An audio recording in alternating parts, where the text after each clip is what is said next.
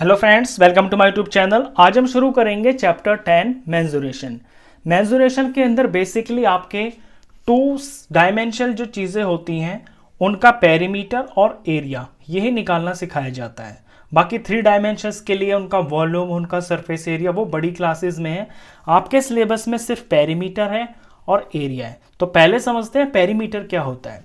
देखिए, पेरीमीटर का सिंपली मतलब होता है कोई भी क्लोज्ड फिगर हो उसकी जो सारी साइड्स होती है ना, उनकी बाउंड्री की पूरी लेंथ। मान लीजिए ये कोई ग्राउंड है, ये एक ग्राउंड है, क्लोज्ड ग्राउंड है, चार साइड्स हैं इसकी 5, 4, 3 और 2 मीटर। अगर यहाँ किसी बच्चे को खड़ा किया जाए और उससे कहा जाए कि इस ग्राउंड का पूरा एक चक्कर लगा दो और फिर उससे पूछा जाए कि बताओ कि तुमने कितना डिस्टेंस कवर किया, तो वो जो डिस्टेंस होगा वो होगा इस बाउंड्री की पूरी लेंथ। और बाउंड्री की पूरी जो लंबाई है वो होगी इसकी जितनी इसके अंदर साइड्स हैं उन सब का सम। अगर हमें इस फिगर का पेरीमीटर निकालना हो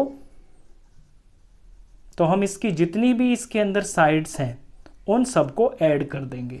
5, 4, 3, 2, तो 5 + 4 + 3 + 2 ये सारे मीटर में है।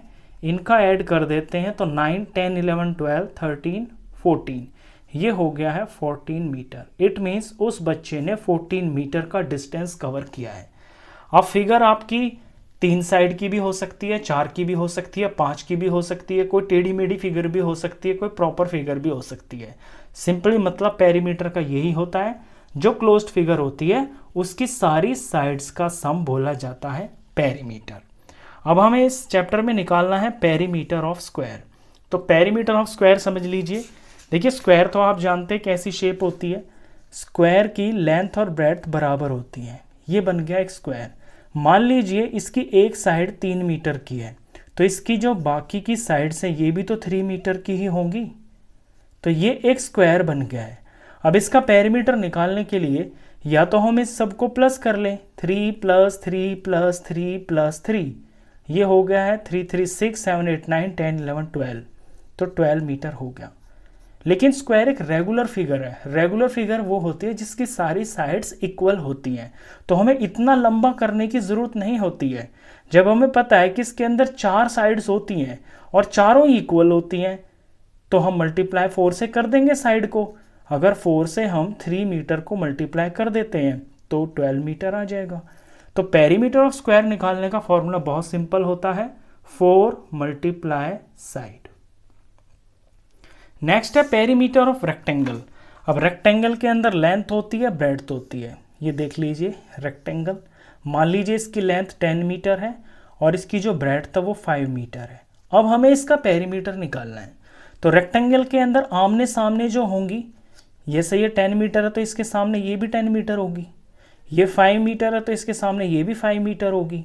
इट मीन्स इसके अंदर दो तो होती है लेंथ, तो ये हो गई है 2 लेंथ, और 2 ही होती है इसके अंदर ब्रेड्थ सेम नंबर की, यानी कि सेम मेजरमेंट की 2 हो गई है इसके अंदर ब्रेड्थ। अब इन दोनों टर्म में से हम 2 को कॉमन बाहर निकाल लें और फिर यहाँ से L बच जाएगा प्लस और यहाँ से ब्रेड्थ बच जाएगा, तो ये पेरीमीटर ऑफ रेक्टेंगल का फॉर्मूला बन जाता है। ऐसे इसी एग्जांपल में मैं आपको समझा देता हूँ। ये 2 हो गया, लेंथ इस क्वेश्चन के अंदर 10 है और ब्रेड्थ इसके अंदर 5 है। तो लेंथ और ब्रेड्थ को ब्रैकेट में प्लस करके और 2 से मल्टीप्लाई कर देते हैं, क्योंकि लेंथ भी 2 होती है और ब्रेड्थ भी 2 होती है। तो लेंथ और ब्रेड्थ को प्लस करके हम उसका डबल कर देते हैं, तो टोटल चारों साइड का सम आ जाता है। तो 2 और 10 और 5 हो गया 15 और 15 2 हो गया 30, ये 30 मीटर आ गया। वैसे भी देख लीजिए आप प्लस करके, 10 10 20 और ये 5 25 और ये 5 30 हो गया। तो आपको तो फॉर्मूला यूज करना है। पेरीमीटर ऑफ रेक्टेंगल का फॉर्मूला होता है 2 ब्रैकेट में लेंथ प्लस ब्रेड्थ। तो ये हो गया है 2, ये लेंथ, ये प्लस और ये ब्रेड्थ। नेक्स्ट है पेरीमीटर ऑफ रेगुलर पेंटागन। देखिए, रेगुलर अगर लिखा हो तो इसका मतलब होता है कि उस फिगर की जितनी भी साइड्स हैं वो सारी इक्वल लेंथ की है, और नाम है यहाँ पे पेंटागन। पेंटागन होता है 5 साइडों वाली फिगर, जैसे कि 1 2 3, ये 4 और ये 5। मान लीजिए ये 5 साइड होगी इसकी पेंटागन, 5 साइड होगी ना, तो रेगुलर लिखा है तो इसकी पांचों साइड बराबर होंगी। लेट सपोज इसकी पांचों साइड 4 मीटर की है, ये 4 की, ये 4 की, 4 की, 4 की, 4 की। तो जब इसकी चारों ही ये पांचों की पांचों साइड 4 मीटर की है तो मैं 5 × 4 मीटर कर दूंगा, क्योंकि एक इसकी साइड 4 मीटर की है और इसमें 5 साइड है। तो 5 × साइड ये हो गया 20 मीटर। तो पेंटागन का अगर कहीं पे आपका पेरीमीटर आता है और रेगुलर पेंटागन है तो बड़ा सिंपल सा फॉर्मूला हो जाता है 5 × साइड। इसी तरह perimeter of regular hexagon. Regular hexagon, hexagon वो शेप होती है जिसके अंदर 6 साइड्स होती हैं, और रेगुलर है इस मीन्स उसकी जो 6 की 6 साइड्स है वो बराबर है। तो इसका फॉर्मूला 6 × साइड हो जाएगा। ये फॉर्मूला लगाते ही उसकी 6 की 6 साइड की जो लेंथ है वो एक साथ निकल जाएगी। फिर है पेरीमीटर ऑफ इक्विलैटरल ट्रायंगल। देखिए ट्रायंगल का पेरीमीटर अगर आपको निकालना है तो ट्रायंगल तो कई तरह के होते हैं। ट्रायंगल ऐसा भी हो सकता है कि उसकी तीनों साइड अलग अलग हो, ये 4 की हो, ये 5 की हो, ये 6 की हो, तो फिर आपके पास कोई ऑप्शन नहीं है, आपको ये प्लस ही करना पड़ेगा। लेकिन अगर आपका जो ट्रायंगल है वो इक्विलैटरल ट्रायंगल है, इक्विलैटरल ट्रायंगल का मतलब हो गया ऐसा ट्रायंगल जिसकी तीनों साइड्स बराबर हो। जैसे कि ये हो गया, इसकी तीनों साइड 10, 10 और 10, 10, 10 यूनिट की है, तो मैं 3 से अगर 10 को मल्टीप्लाई कर दूंगा तो 30 आ जाएगा। अब 3 को 10 से मल्टीप्लाई करते 30 आ गया, इट मीन्स इसका पेरीमीटर 30 है। और मैं अगर प्लस भी करता हूं तो भी 30 आता है। तो इक्विलैटरल ट्रायंगल एक रेगुलर फिगर है। रेगुलर फिगर्स की यही खासियत होती है कि जितनी उसके अंदर साइड्स होती हैं, नंबर ऑफ साइड्स, उतने से साइड की वैल्यू को मल्टीप्लाई कर देते हैं। तो इक्विलैटरल ट्रायंगल का फॉर्मूला बन जाएगा 3 × साइड। यहाँ पे ये रेगुलर पेंटागन, ये रेगुलर हेक्सागन, ये इक्विलैटरल ट्रायंगल और ये जो स्क्वायर है ये रेगुलर फिगर्स हैं, क्योंकि इनकी सारी साइड्स की जो लेंथ है वो बराबर होती है। अब क्वेश्चन आपका दो तरह का आता है, या तो आपको साइड दे देगा जैसे मैंने यहाँ पे किया है, आपको साइड दे देगा और आपसे पेरीमीटर पूछ लेगा, या ऐसा भी हो सकता है कि आपको पेरीमीटर दे दे, आपको दे दे कि perimeter of P for perimeter of square, ये दे देगा 20 मीटर और आपसे कह देगा कि साइड बताइए। तो साइड बताने के लिए ये जो 20 है इसको 4 से डिवाइड कर देंगे, क्योंकि स्क्वायर के अंदर 4 साइड्स होती हैं। 4 साइड का सम अगर 20 है तो 4 से डिवाइड करके एक साइड की लेंथ पता चल जाएगी।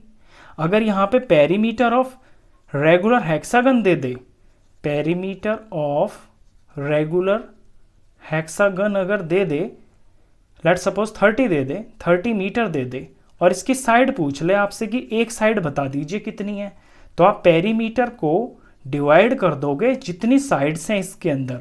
हेक्सागन में 6 साइड्स होती है ना, तो 6 से डिवाइड कर दोगे आप, तो आंसर आ जाएगा 5 मीटर। इट मीन्स जिस रेगुलर हेक्सागन का पेरीमीटर 30 मीटर है उसकी एक साइड 5 मीटर होगी। बस ये दो ही तरह के क्वेश्चन आने हैं आपके। तो ये तो हो गया है टॉपिक पेरीमीटर का। नेक्स्ट जो इसके अंदर टॉपिक है वो है एरिया। एरिया में आपके पास सिर्फ 2 ही फिगर्स हैं आपके चैप्टर में, एक तो है स्क्वायर और एक है रेक्टेंगल। तो पहले स्क्वायर का एरिया समझ लेते हैं कि स्क्वायर का एरिया निकालने का क्या तरीका होता है। ये देखिए यहाँ पे मैंने एक स्क्वायर बना रखा है। इस स्क्वायर की जो एक साइड है ना वो 2 यूनिट की है, दिख रहा है आपको, 1 और ये 2, तो ये सारी 2-2 की ही होंगी। स्क्वायर की चारों साइड बराबर होती हैं। लेट सपोज इसको मैं 2 मीटर मान लेता हूं, इसकी जो यूनिट है ये मीटर में है। मुझे निकालना है इसका एरिया। एरिया का मतलब होता है अंदर की जगह, पेरीमीटर होता है बाहर बाहर की बाउंड्री की लेंथ, और एरिया का मतलब है उसकी अंदर अंदर की जगह। अब ये अंदर की जो जगह है ये निकालने के लिए हमारे पास फॉर्मूला होता है। एरिया ऑफ स्क्वायर का फॉर्मूला होता है साइड मल्टीप्लाई साइड। अब इस फिगर में देख लीजिए, इसके अंदर जो साइड है इस स्क्वायर की वो है 2 metre. It means 2 metre into 2 metre, तो 2 2 हो गया है 4, और मीटर को मल्टीप्लाई किया है तो यहाँ मीटर के ऊपर भी स्क्वायर लगेगा, यानी इसका एरिया 4 मीटर स्क्वायर हो गया है। अब ये 4 नंबर आ रहा है, आप स्क्वायर के अंदर गिन लीजिए, इसके अंदर आपको 4 स्क्वायर्स दिखाई देंगे छोटे वाले, क्योंकि मैंने कहा ना कि ये 1 यूनिट है। 1 यूनिट का मतलब है ये 1 मीटर हो गया, ये 1 मीटर हो गया, तो ये जो एक छोटा वाला स्क्वायर है ये 1 मीटर का एक स्क्वायर है। तो जब इसकी 2 मीटर इसकी साइड हो गई है तो टोटल जो इसका आया है 4 मीटर स्क्वायर आ गया है। प्रैक्टिकली भी देख लीजिए, इसके अंदर छोटे छोटे अंदर 4 ही स्क्वायर हैं। तो एरिया ऑफ स्क्वायर आपको याद रखना है फॉर्मूला, साइड मल्टीप्लाई साइड। अब आते हैं एरिया ऑफ रेक्टेंगल पे। रेक्टेंगल की जो दोनों साइड्स होती है वो बराबर नहीं होती है। उसमें एक बड़ी वाली होती है जिसे हम लेंथ बोलते हैं, एक छोटी होती है जिसे हम ब्रेड्थ बोलते हैं।